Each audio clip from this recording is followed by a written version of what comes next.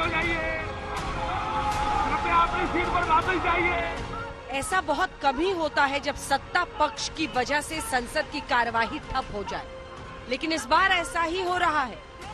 BJP Adhir Ranjan Chaudhary के बयान पर सोनिया गांधी से माफी की मांग पर अड़ी है। वहीं कांग्रेस कह रही है सोनिया की माफी का सवाल ही नहीं है। इसमें सोनिया जी को जिन्होंने अपॉइंट किया है, बिकॉज कांग्रेस पार्टी का कल उदित राज भी अधीर रंजन जी का स्टेटमेंट सपोर्ट किया है।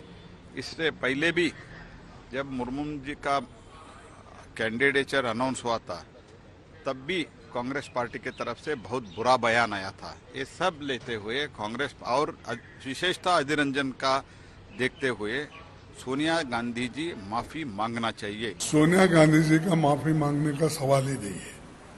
जो आदमी ने गलत शब्द इस्तेमाल किया उसके लिए वो खुद एक बार नहीं 10 बार माफी मांगा और वो बोलते रहा। और ये भी वो कहा है कि मैं बंगाली हूँ, मेरी हिंदी अच्छी नहीं है और मेरा ग्रामेटिक के लिए अगर कोई मिस्टेक हुआ तो मैं क्षमा चाहता हूँ।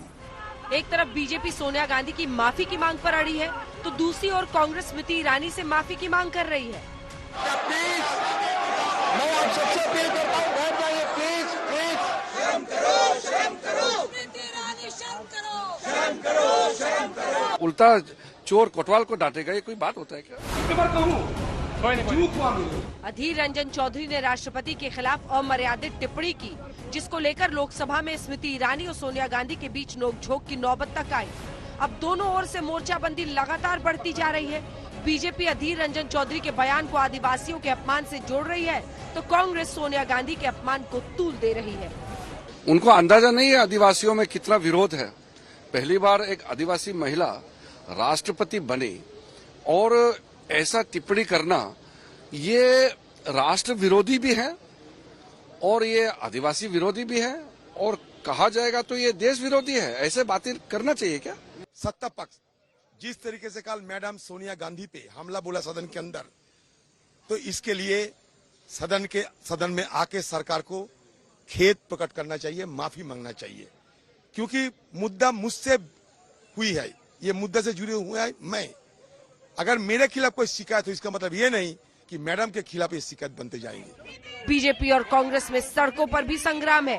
देश के कई शहरों में दोनों पार्टियों ने मोर्चा खोल रखा है। बीजेपी अधीर रंजन चौधरी के विरोध में सड़कों पर है, तो कांग्रेस स्मृति ईरानी के विरोध में। उस व्यक्तित्व का मजाक उड़ाना, उस व्यक्तित्व के लिए ऐसे शब्दों का प्रयोग करना,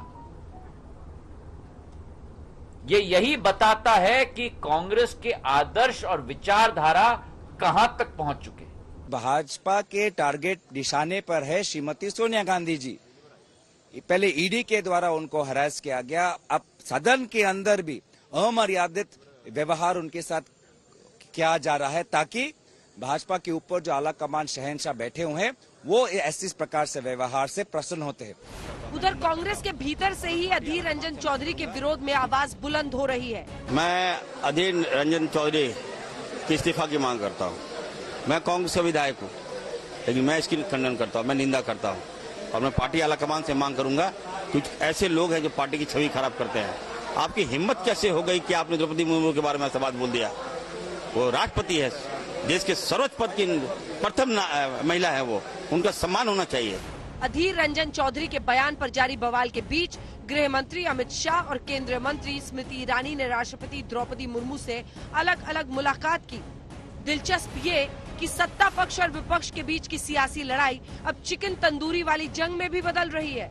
दरअसल संसद परिसर में महात्मा गांधी की मूर्ति के पास निलंबित सांसद धरने पर बैठे हैं। वहां खाने पीने का बढ़िया इंतजाम किया गया है।